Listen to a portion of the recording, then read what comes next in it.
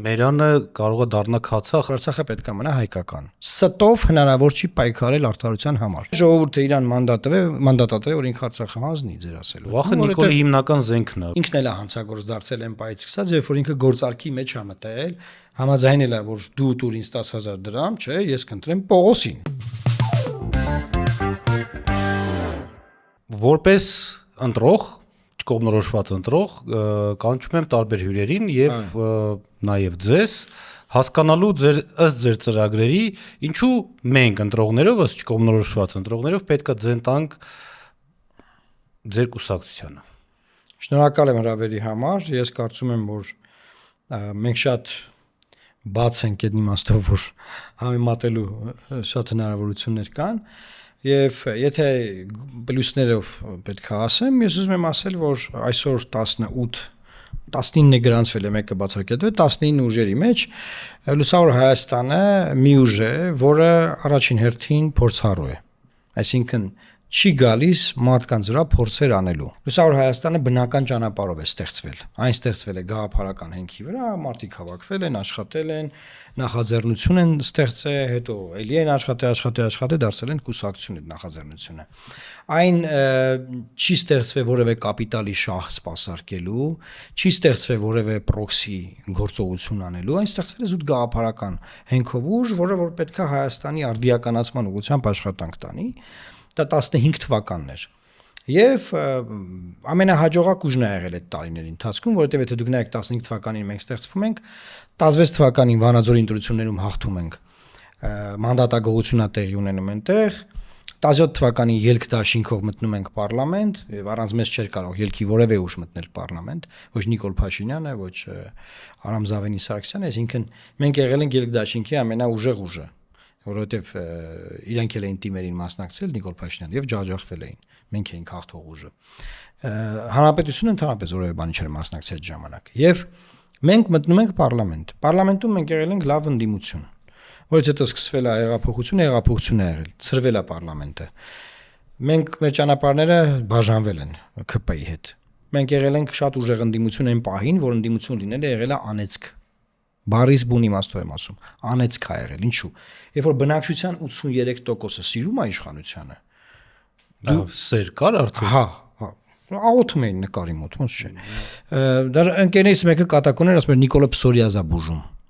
Պես անմիջապես հեղափոխությունից հետո եմ դա ասում։ Եվ այդ ժամանակ մենք ընդդիմություն ենք եղել պարլամենտում, որը ես որ պատմեմ եմ ձեզ ինչ հարցակումների են ենթարկվել, որ չեմ ասում եմ շատ ինչ որ բարձ բան է, որ օրինակ գույքահարկը պետք չի թանկացնել։ Դուք սխալ եք անում, այսպես քննադատում եք, դու այլանդակ մի հատ հարցակման տակ էի հայտնվում։ Եվ դե հետո արդեն պատերազմն է լինում, հետո կոവിഡ്, այսինքն կոവിഡը հետո պատերազմը եւ նոր պարլամենտում մենք չկանք։ Մենք հիմա ժողովրդին ինչ ենք ասում։ Մենք ասում ենք այն պարլամենտը, որը դուք ունեք, համեմատեք նախորդ պարլամենտների հետ, համեմատեք մեր մասնագիտական կարողությունները, այնտեղ եղած մարդկանց մասնագիտական կարողությունները, իրենց խոցելիությունը, մեր անխոցելիությունը եւ այդ ձևով գնահատեք։ Եթե իշխանությունը փոխվելու է մի շարք ուժերով։ Այդ մի շարք ուժերի մեջ եթե մենք լինենք, մենք կարող ենք լինել դրանց մերանը, որ մածուն են մերում, չէ՞։ Մերանը կարող ենք լինել, որովհետեւ մեր մոտեցումները օգնելու են, որ ձևավորվի դեմոկրատական իշխանություն, հանկարծ նախկին բարքերը իդ չգան եւ հանկարծ որևէ ձևով նաեւ երկիրը չդառնա, բայց կանխավախ կա, կարելի է ասել, որ մերանը կարող է դառնա քացախ, այսինքն գինին ձեզանով ոնց որ գինուց դառնա քացախ, քանի որ դուք եղել եք ոչ միայն իրանց հետ համագործակցող, այլ նաև եղել եք մաս տարբեր ծրագրերի, նույն ծրագրի, Արցախի հանձնման ծրագրի, երբ որ եղել եք իրանց կառավարության մաս։ Արցախի հանձնման ծրագիր Հայաստանում երբևէ չի եղել, որ մենք դրա մասը լինենք։ Չէ, փաստացի չի եղել։ Կանանք խոսանք դրա մասին, բայց Արցախի հանձնման ծրագիր չի եղել։ Եղել է ծրագիր, որ Արցախը պետք է մնա հայկական։ Այդ ծրագրի համար Հայաստանի ժողովուրդը 54% ձայն է տվել Նիկոլ Փաշինյանին։ Մենք այդ ծրագրի շուրջ ենք մեր ներդրումը ունեցել, որ այդ ծրագիրը կյանքի կոչվի։ Այդ ծրագիրը կեսից փլուզվել է եւ երբ որ պայքար չի եղել, չենք պայքարելու, որոշվել է որ չենք պայքարելու, որ շտկենք, մենք ասել ենք մենք պայքարելու ենք ու մենք հրաժարական ենք տվել դուրս եկե։ Այսինքն տեսեք, այդ քաղաքական բաները, այդ կլիշեները, բաները, որ sense ծրագիր Արցախը հանձնելու բան, դա մի խոսույթ է։ Իրականությունը ոնց որ կա, դա մեկ այլ խոսույթ է։ Դե իրականությունը Արցախ չունենք։ Ինչն է պատճառը, որ Նիկոլ Փաշինյանը այսօր ամենաշատ ձայնը ունի։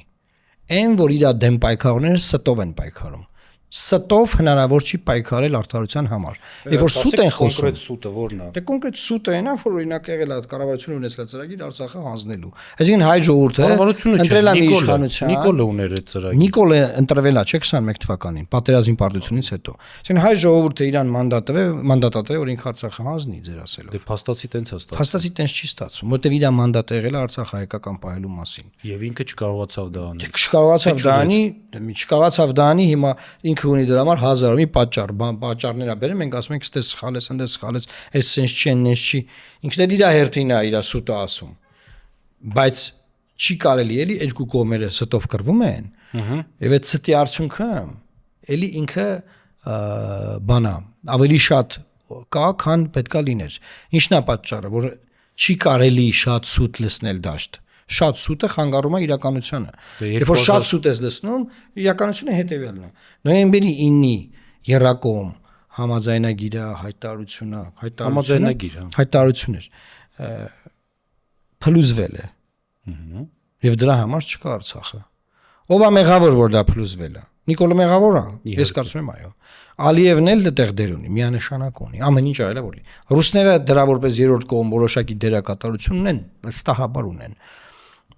Ով է ում վրա գցել այդ խոսակցությունը։ Դե Նիկոլը սա գցել է ռուսների վրա։ Սա իրանք են մեղավոր։ Okay, նախկինների ռուսների ման։ Դա օբյեկտիվ իրականությունն է, չէ։ Դրա մեջ կան որոշակի իրական բաներ, վստահաբար կան։ Այսինքն այտենց բան չէ, հեշտ չի, սև ու սպիտակ չէ, որ ասեն, սևը այստեղ սպիտակ։ Տենց չի, ոչ մի հարց այդպեսին չի։ Այդ դա է պատճառը, որ ինքը այսօր ամենաբարձր ռեյտինգ ունեցող քաղաքական գործիչն է Հայաստանի քաղաքական գործիչներից, եւ ամենաշատ ձայնը ունի։ Շատերը հիմա կասեն դա վարչական ռեսուրսի խաթերա չէ, եղբայր գնացեք գյուղ մարդկանց հետ շփվեք, Երևանում էլ շփվեք, տեսեք։ Դա երևի մարդկանց դժվար է բացատրել, որ այն ճանապարհները, որոնք իրանք ունեն, իրանք Նիկոլի ջեբից դա չունեն, այլ պետական բյուջեից ունեն։ Չէ։ Դուք ուզում եք ասեք, որ մենակ պետական բյուջեի աշխատողներն են Նիկոլին ընտրում։ Ոչ, եւ մարդիկ, որոնք ստանում են ընտրակաշարք ճանապարհների տեսքով, ֆիկտիվ թոշակների բարձրացման տեսքով, այդ չկայացած առողջապահության ռեֆորմով, որը ծանր բեռով բարկում է նաև բուժաշխատողների։ Ցանկացած ծրագիր, որ կառավարությունն իրականացնում է, իշխողուց ցանկացած, ինքը դա ծառայեցնելու է իր էլեկտորալ հնարավորությունները մեծացնելու համար։ Հա, բայց հատուկ ընտրություններից առաջ։ Հատուկ ընտրությունից առաջ նաև։ 8 տարի ոչ մի բան չանես։ Այո, հատուկ նաև ընտրությունից առաջ։ Ինքը ծառայեցնում է իր էլեկտորալ հնարավորության համար։ Այդտեղ բնականաբար մեղադրանք կա, որ դա ադմինիստրատիվ ռեսուրս է, բայց դա կյանքի դասավորություն է։ Եվ իր ձեռքին է այդ լծակները, դրա համար parlamentum պետք է լինի օպոզիցիա, որը կարողանա այդ խնդիրները նես դնել, որ ինքը չկարողանա դա վաճառել ժողովրդի վրա, որպես իր հոր տնից բերած լավություն ժողովրդին։ Okay, դե անեին, թող անեին, բայց ինչ եմ ասում, երբ որ իմացած ինչն է, երբ որ դու չարիքի դեմ փորձում ես ավելի մեծ չարիքով պայքարել, դու հաջողության չես հասնում։ Դու պետք է լինես ավելի լավը։ Հասկանում ես, սուտը ստով հնարավոր չի ծածկել։ Եվ այդտեղ շատ տենց բաներ կա, հիմա տեսեք, օրինակ, ես գնում եմ եթերների, ինչ որ եթերներում նմանատիպ բաներ են ասում, չէ՞։ Ես ստիպված սկսում եմ ճշմարտությունը ասել։ Երբ որ ես սկսում եմ ճշմարտությունը ասել, այդ ընդդիմադիր այսպես կոչված սուտը մի քիչ բրթել են կողմ, դրա մեջից պեղել, հանել մաքուր բաները ճիշտը դասավորել, այդտեղ կարա տպավորություն ստեղծվի, որ ես ուրեմն պաշտպանում եմ նրան կամ նրան, չէ, կամ Նիկոլանց ստի պարագայում է, որ պաշտպանում եմ, ես կողմից ուզակարի կարող ես Քոչարյանին եմ պաշտպանում, չէ։ Ժողովուրդ, խնդրեմը հետեւյալի մեջ է։ Այդ ստի դոզան այնքան է, երբ որ դու ուզում ես ճիշտը խոսած, դու սակարի, որ ինչ որ մի կողմի շահերից ես խոսում։ Հետեւաբար, երբ որ դու ճիշտ քննադատես, ճիշտ թիրախավորես խնդիրները, դու կարող ես հաղթել։ Դու կարող ես խոսքդ տեղ հասցնել։ Եվ այդ ստի դոզայի մեջ ժողովրդին ինչ մեղադրես, որ ժողովուրդը չի կարողանում տարբերակել։ Վերադառնալով ստի թեմային, իմ հիշելով եւ անցած ուղի տեսնելով, բայց դեր ասած այդ որ քացախ կարա դառնա բան, կներեք, մենք Հայաստանի պատմության մեջ երբեք իշխանություն չենք ունեցել։ Ժողովուրդը երբեք մեզ մանդատ չի տվել, որ Արցախը հայկական պահենք, երբեք մեզ մանդատ չի տվել, որ կոնկրետ Էդմոն Մարուկյանին հա չի տվել։ Բա Էդմոն Մարուկյանից ի՞նչն է քարսը։ Ձեզ մանդատը տվել է Նիկոլը, չէ՞։ Ինձ մանդատը Նիկոլն է չի տվել, դա էլ կա։ Դեսպան հատուկ Չէ, նշանակության։ մանդատ տալ նշանակում ընտրել, ծրագիր ընտրել։ Ժողովուրդը ընտրել է այդ ծրագիրը։ Այդ ծրագիրը տապալվել է, հիմա պիտի տենանք ժողովուրդը հեսա էլ իրան ընտրելու է, թե չի ընտրել են։ Օրերս Մարմարաշենում տեղի ունեցավ ահավոր վատ միջադեպ, երբ որ երկրապահի ԿՊ-ական անդամները ծեծեցին բառից բուն իմաստով մինչև հիվանդանոց հասցրեցին հղի կնոջը, մի հատ երիտասարդին եւ քմփեին իրականացնող մարդուն։ Ոչ մի քրեական գործ, ոչ մի վարույթ չկա։ Ես այսօր հատուկ հայտարարությամբ հանդես եմ եկել, պահանջել եմ անհապաղ մարդկանց վերաբերյալ կոնկրետ գործողություններ, ձերբակալություն, կալանքի տանել,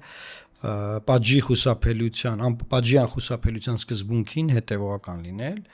Բնականաբար մեր սոլիդարությունն ենք հայտնում ցանկացած ընդդիմադիր ուժի, ով որևէ տեղ կռվի մեջ չհանգեցեց, ակերը, չգիտեմ, բռնության է ենթարկվել բան։ Բռնության լեզուն անընդունելի է, սկսենք։ Բնականաբար մենք դա միշտ ենք մերժել, մենք դա մերժել ենք դեռևս այն Սերժ Սարգսյանի ժամանակ դրանից առաջ որպես իհապաշտպան։ Այսինքն այս իմաստով երկրորդ կարծիք գոյություն չունի։ Կարող է այդ ուժին մենք բացարձակապես կյանքում հետները չենք համագործակցի, կյանքում ոչի բան չենք անի, բայց դա կապ չունի։ Կարծիքի արտահայտման համար շատ լավ բան կլես, մեզ կյանքս կտամ քո կարծիք արտահայտելու համար, բայց ես դրա հետ համաձայն չեմ։ Հիմա մենք կարող համաձայն չլինենք, ինչ քարոզարշավեն անեմ, ոնց են անեմ, եփենա եւ այլն, բայց չի կարող նման բաներ տեղի ունենալ Հայաստանում։ Այլ մենք ինչ ենք ասում, որ դուք ասում եք, ասում մերան մարդիկ վախեր ունեն, որտեղ նախկինում ընտրությունները կեղծվել են, մարդիկ վախեր ունեն, որ այդ բարքերը կվերադառնան։ Մենք ասում ենք, որ իշխանությունը փոխվի, մի վախեցեք, դա թույլ չենք տա, որ այդ բարքերը վերադառնան։ Էսա բան է, էլի։ 21-ին չեն կեղծվել ընտրությունները։ Կեղծվել ասելով ինչ ենք հասկանում։ Ազդեցություն չի եղել ընտրությունների վրա, որ ընտրողները ընտրական տեղամասերում ընտրողի ձայները հասել է տեղ։ Նայեք, ընտրությունների կեղծել տարբեր մակարդակներ կա։ Կա մակարդակ, օրինակ քարոզարշավում դու անհավասար պայմաններ ունես, դա միշտ է տենց եղել մեր հետ։ Կա իրավիճակ, որ երբ որ քեզ ընտրել են ինչ որ 50 հոգի քո ձայները վերցնում են դնում են Պողոսի ձայների վրա, դա կեղծել է, որովհետև հետո արձանագրությունը պետքա կեղծեն։ Կա իրավիճակ, որ քո ձայները, որոնք քվեատուփի մեջ են գալիս են, վերցնում են, գողանում են, տանում են ուրիշ ձայներ են բերում դնում տեղը։ Նման բաներ, օրգան քվեատուփ գողանան կամ բան, չկան արձանագրված եւ ամենասուր ընդդիմադիրները ճանաչել են ընտրությունները։ Երբ որ լուսեր էին անջատում։ Հա, իրանք ճանաչել են այս ընտրությունները։ Ռոբերտ Քոչարյանը, Սերժ Սարգսյանը ճանաչել են, մանդատները վերցրել են։ Հանձնաժողովներում հիմա օրինակ երկու ֆրակցիաներ ընդդիմադիր յուրաքանչյուր ունեն երկու տեղ։ Քոչարյանի ֆրակցիան եւ Սերժ Սարգսյանի ֆրակցիան երկուակ 4 տեղ իրանք ունեն բոլոր հանձնաժողովներում։ 2000 հանձնաժողով կա, տեղամաս ունեն։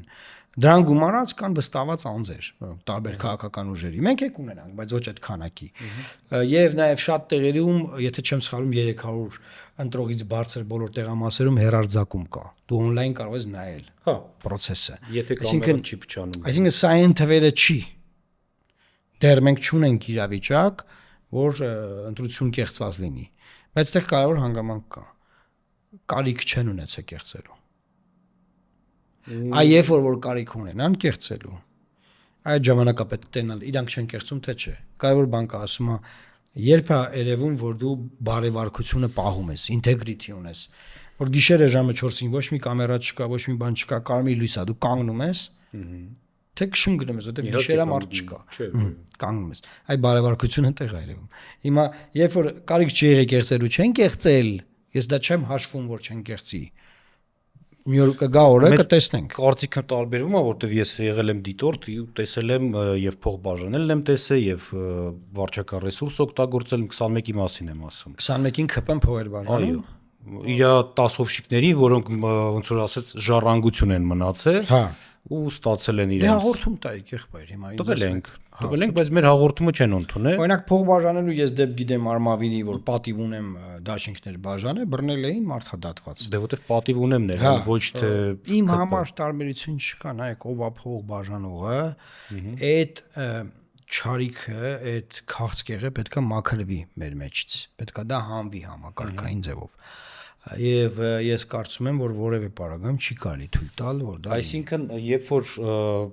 քաղաքական գործիչը, որը հանդիսանում է իշխող ուժի ներկայացուցիչ,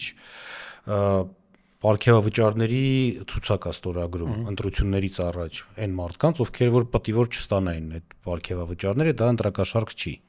Դա դասական իմաստով բնականաբար ընտրակաշարք չի։ Ընտրակաշարքն այն է, որ դու գաղտնի փող տաս մեկին, գաղտնի, եւ ասես գնա ընտրի ես ինչին, նաեւ որևէ ստուգման մեխանիզմ դնես, որ 100% իմանաս ինքն է քեզ ընտրել։ Դե մենք արդեն քանի տարի է համոզում ենք մեր քաղաքացիներին, որ ոչ մի ռեալ ստուգման մեխանիզմ չկա, որ իրենք կարան նույնիսկ եթե իրանց ստիպում են, ծեծում են, չգիտեմ ինչ, ասում են գնացեք ընտրեք, ես ինչ ուժին կապ չունի, որ ուժին,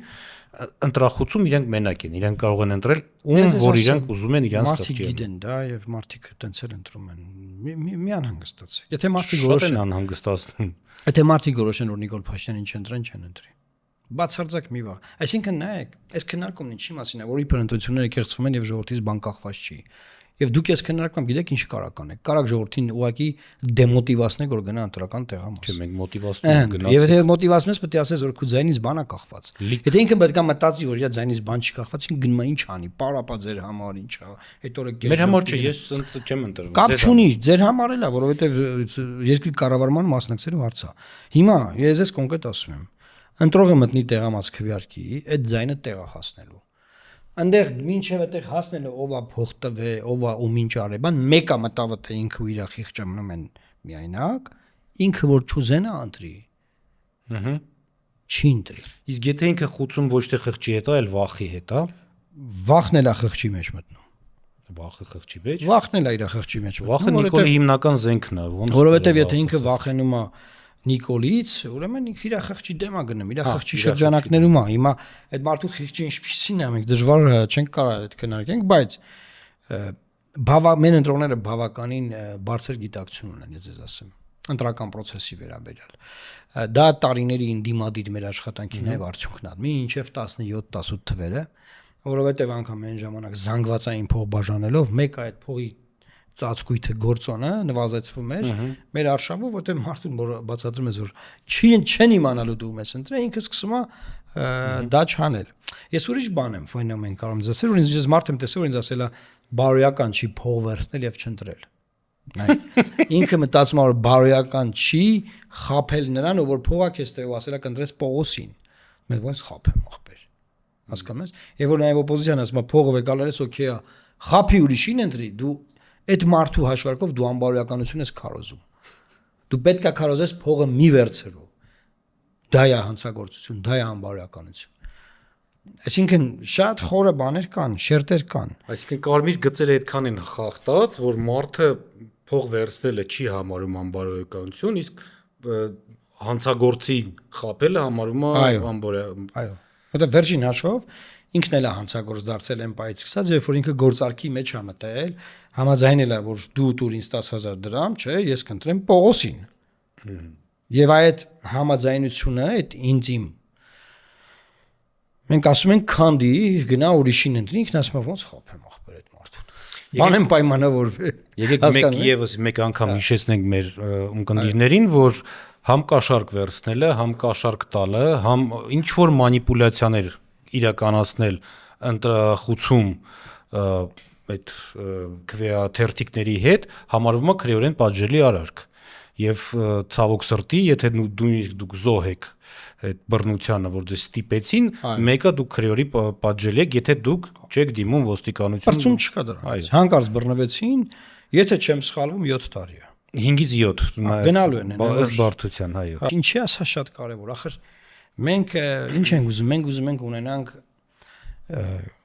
ժողովրդավարական կառավարություն, չէ։ Հիմա ժողովրդավարական կառավարման համատեքստում մեր Սահմանադրության երկրորդ հոդվածն ասում է, որ Հայաստանի Հանրապետությունում իշխանությունը պատկանում է ժողովրդին։ Ժողովուրդն իր իշխանությունն իրականացնում է ընտրությունների միջոցով։ Ազատ, արդար, թափանցիկ այնտեղ նշված է։ Հիմա որքանով է ազատ, որքանով է արդար, որքանով է թափանցիկ, դրանք հենց այնպես ներմուծված բառեր չեն Սահմանադրական տեքստում, դրանք խորք ունեն, իմաստ ունեն։ Եվ մենք այդ կոմպոնենտները կարող ենք քննարկել, մենք հիմա դրանք ենք քննարկում, բայց վերջնա հաշվարկով ոնց են միջազգային դիտորդները դիտարկում։ Իրանք վերջում ասում են եղբայր, լսեք, եղել են SS խախտումները, սակայն դրանք ազդել են ընդհանուր ընտրության վրա, չէ, ժողովրդի կամ արտահայտության վրա, կամ չեն ազդել։ Մեզանում միշտ ասել են, որ չեն ազդել։ Okay։ Էս է եղել։ Եվ ես կարծում եմ վստահ եմ գրեթե, որ մարդու քվեարկությունը տեղը հասնելու։ Դա համար մենք կենտրոնացած ենք ձայնը հավաքելու վրա։ Նախկինում երկու հատ խնդրեմ ուներ ընդդիմությունը։ Մեկ պետքա ձայնը հավաքել, մեկ պետք է ձայնը պահեր։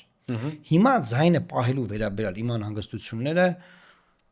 հնարավորինս բան են, էլի, քիչ են։ Այսինքն, եթե Նիկոլը չհավաքեց 50% եւ ավելին, ինքը սուսուփուս վեշերը կհավաքի կգնա։ Դա ուրիշ խոսակցություն է։ Ես ասում եմ արձանագրված ձայնը, որ արձանագրվի, եթե արձանագրվում է, հա, ինքը կարա ինչ-որ բաներ անի, բայց մեծ հաշվով, այսինքն ինչ-որ բաներ անի, բայց կարա փորձի այդ պահին որևէ բան անի, բայց ես կարծում եմ, որ ոչ մի իրավապահ մարմին չի ենթարկվի իրան այն պահին, երբ որ ԿՀ-ում երևում է, որ ինքը 50% ձայն չունի։ Նույն իրավապահ մարմինն է, որ իր հրամանով, այո, հենց այդ իրավապահ մարմինը, WhatsApp-ով, հենց այդ նույն իրավապահ մարմինը, մարդածեցում, քաղաքական բանտարկյալները տպում տասնյակներով եւ այլն, հա։ Որովհետեւ իրավապահ մարմինը քանի դեռ գիտի, որ իշխանությունն ինքն է, հա, իրան է ենթարկվում։ Հենց զգաց, որ իշխանությունը տակից փախավ, չէ, էլ չի ենթարկվելու։ Եվ դա կարա լինի փողոցային ցույցերով, կարա լինի էլեկտորալ բանով։ Լավ միտքը շարունակենք, ասելով, որ իշխանությունը ոտերի տակից փախավ։ Դուք գալիք ընտրություններին հավաքում եք ինչ որ անցողի քշեմը հաղթահարում եք եւ այլն, եւ մնացած ընդդիմադիր ուժերի հետ միասին սցենար են քննարկում։ Դուք կոալիցիա կկազմեք։ Մենք հարցին չենք նայում կոալիցիա կազմելով, մենք կազմում ենք երկու փուլանի բանաձևով։ Առաջին փուլում կոմպրոմիսային վարչապետ ենք ընտրում, կարող ընդհանրապես կարիք չլինի կոալիցիա կազմելու, զուտ իշխանությունը փոխելու համատեքստում, եւ յուրաքանչյուր ուժ կարող է իր ներդրումն ունենալ ապագա կառավարության մեջ։ Սա մեր գաղափարն է։ Երբ որ մենք ասում ենք կոմպրոմիսային վարչապետ, մենք նկատի ունենք, որ ընտրություններին մասնակցող այս ուժերը, որոնք կանցնեն, իրենք պետք է իրանց էգոիզմը դնեն մի կողմ, ինչ որ մարդկանց անուններ դնենք սեղանի վրա, եւ այդ մարդկանց անունները քննարկենք։ Ով կարող է լինել գործադիր իշխանության ղեկավար, մեր աշխատողը, ժողովրդի աշխատողը, եւ մենք իր հսկողը, որ պայն ինքը հանկարծ սխալ աշխատի, վատ աշխատի, մենք իրան ազատենք։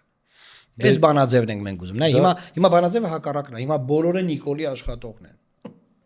Բոլորը։ Այսինքն պետք է փոխել բանաձևը։ Այդ պարագայում ստացվում է իդեալական դեմոկրատիա, եթե որտեվ կոալիցիան եթե կքանդվի, վարչապետը իր ուժը կորցնում է եւ քանդվելու մեջ չի մեկաբանը, կոալիցիան հսկում է ամբողջ իշխանությունը, չէ՞։ Հետեաբար իրական պարլամենտական երկրում ոնց է պարլամենտի ձեռքում է իշխանությունը։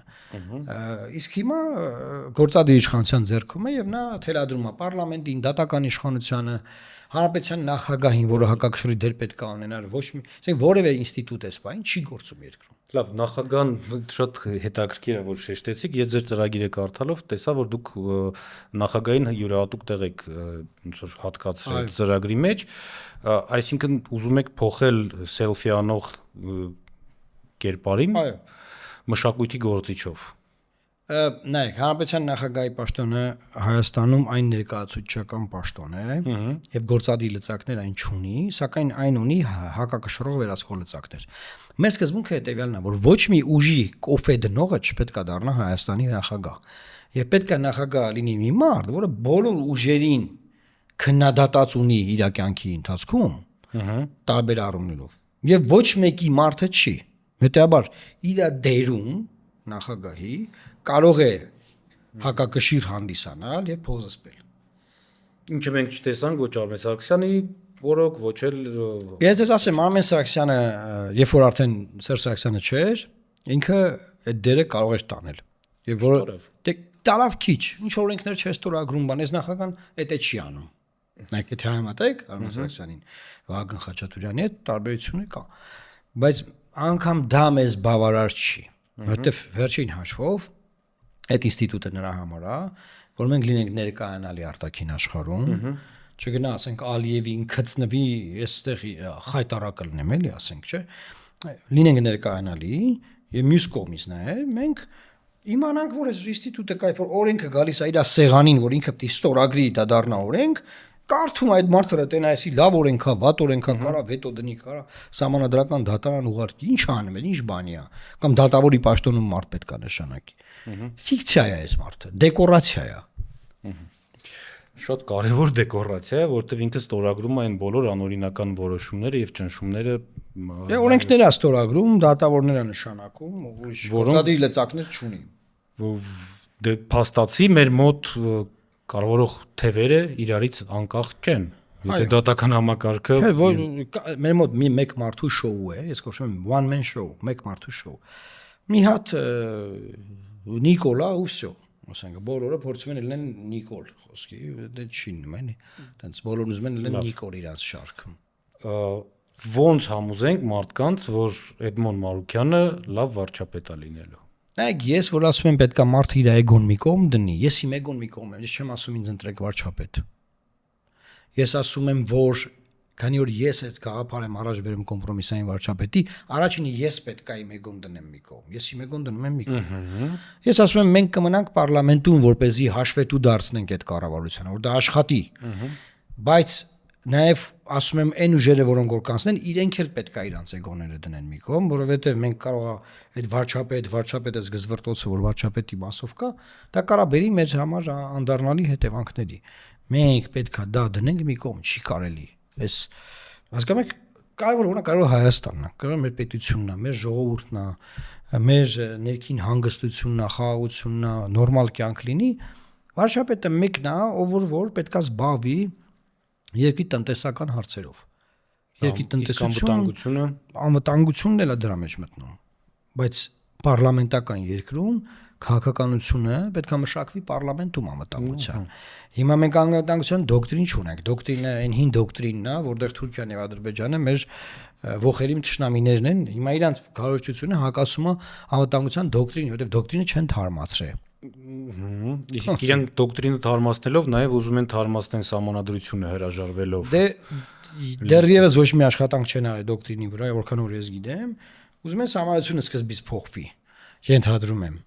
Եվ ասում են, որ այս ընտրությունից հետո նոյեմբերին, չգիտեմ, նոյեմբերին, դեկտեմբերին մենք կանենք հանրակրվի։ Հիմա հարց, դուք ինչ գիտեք, դուք ընտրվելու եք, որ ուզում եք հանրակրվի անեք։ Ինձ թվում է այդ խոսքերով իրանք ուղղակի հանգստացնում են իրանց լավագույն գործընկեր եւ սպոնսոր Ալիևին դրա համար։ Քանի որ նախընտրական շրջան է, ես կարծում եմ, որ իրենք ամեն ինչ արել են, պայմանավորվել են, որ որևէ ցնցում չպետք է լինի, որ իրենք ընտրվեն։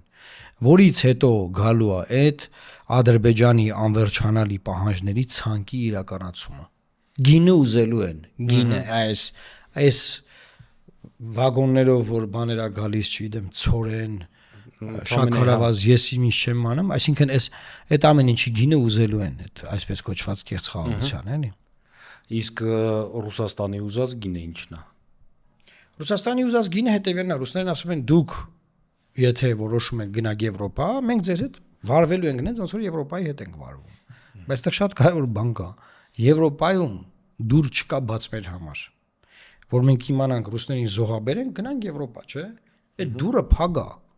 Բա ինչա ամեն այդ հանդիպման ժամանակ գոռում է Եվրոպան մեզ ասպասում։ Հա, որովհետև ինքը այս ընթացքում տեսել է, որ կա Եվրոպամետ ընտրողը ստեղծվի Հայաստանում, այդ ընտրողներին ուզում է ինքը տանի։ Հիմա այդ ընտրողներին տանելու համար պետք է մի քիչ ռուսների հետ լարվի, չէ՞ որ դրանց տանի։ Հիմա ռուսների հետ լարվում է, որ դրանց տանի, այդ լարման արդյունքում գյուղացու Բիբարը, Ծիրանը, չգիտեմ, Գիլասը, հա, փագել են չի վաճառվում։ Ես գյուղացին մտածում է, որ Եվրոպա գնալու պատճառով ինքը զոհաբերում է իր Գիլասը, չէ՞։ Բայց կապ չունի Եվրոպա գնալու, Եվրոպա գնալու տեղ չկա։ Եվրոպան Գոնե իմանանք Եվրոպա են գնում, ասենք ջանդամ, Գիլասը թող փչանա, բայց զատո մենք գնում ենք երբ չկա տես բան։ Եվրոպան օֆիցիալ հայտարարել է, որ չկա։ Իրա հույսը ի՞նչն է, որ ինքը հունիսի 7-ից հետո գնա Մոսկվա, ասի այ ախպերներ ջան, ինչ եք ուզում։ Ասեք ես կանեմ։ Դուք ուզում եք մարդ դնեք իմ տեղը, որ ինքը անի, չէ՞։ Ես կանեմ։ Այ ես կանեմ։ Ու կոպիտ ասած կապիտուլացվի, այսինքն ինչ ասեն դնելու անի։ Դրա համար է շատ կարևոր, որ մենք ունենանք պարլամենտ, որտեղ հակակշիռներ կլինեն։ Դրա համար է շատ կարևոր, որ ոչ մի ուժ չհավաքի այնքան ձայն, որ ունենա բացարձակ իշխանություն, որ հաշվետու լինի մի շարք ուժերի, ոչ թե ինքը իր կուսակցությանը, ինքը իր քաղաքական թիմին։ Այս թայֆայական կառավարումը պետքա վերջ դրվի, որ իրանք իրանց թայֆով գալիս են, ասում են մենք սա մենք սենց անենք։ Մենք սենց ենք որոշել։ Մենք որոշել ենք, որ պետքա լինի մոդուլային ատոմական։ Դուք ով եք, եք որոշել, որ պետքա մի բան լինի, որը չկա։ Եվ եղած բանը փակեք։ Այ, ինչ է դա ինչի մասին է։ Եղած բանը փակում են, չեղած բանը քարոզելու մոտիվով եւ ծախելով այդ չեղած product։ Բայց աշխարհում ոչ մի տեղ չկա մոդուլային ատոմակայան։ Դե իրանք ստրատեգիական որոշում են կայացրել մոդուլային ատոմակայան։ Առաջինը Հայաստանն։ Առաջինը Հայաստանը։ Դա համար կփակեն հողի վրա գործող ատոմակայանը, հետո այս երկիրը կնստացնեն թուրքական էներգա ասեղի վրա ու տենց կսարքեն մեզ ընդերից կախված բան թմրամոլ փոխաբերական իմաստով։ Ну, այսինքն Ռուսաստանը կտրում է գազը շուկաներն է փակում մեզ համար, բացվում են այդ պարագայում թուրքական շուկան, որը ի հակառակ մեզ դիտարկում է որպես շուկա, ոչ թե որպես Ռուսաստանի ու Թուրքիայի շուկայի տարբերությունը ո՞րն է։ Թուրքական շուկան բացվում է մեր մոտ ավաճառելու իր ապրանքը։ Ռուսաստանի շուկայում մենք ենք մեր ապրանքն այնտեղ վաճառում։ Տարբերությունը սա է։ Թուրքիայի համար մի պուճուր ասենք ինչքան է, մեր սպառողական բանը շատ ցածր է, մենք գնողունակ չենք շատ։ Մի փոքր շուկա է, բերել են իրենց ապրանքից դե ծախեն այդքան բան։ Ավելի իրենց ապրանքները մրցելի են մերի հետ, մեր ապրանքներին հաղթելու են, մեր շուկայում մեր հիմնարկները փակվելու են։ Մեր արտադրությունները փակվելու են։ Մեր գյուղացին սննկալն Հա, միանշանակ, այդտեղ հանկարծ որևէ կասկած չունենաք։ Եվ վերջ, էս ալնել, այսինքն նենց չի որ մի շուկա փակում են, ուրիշ շուկա ենք բացում։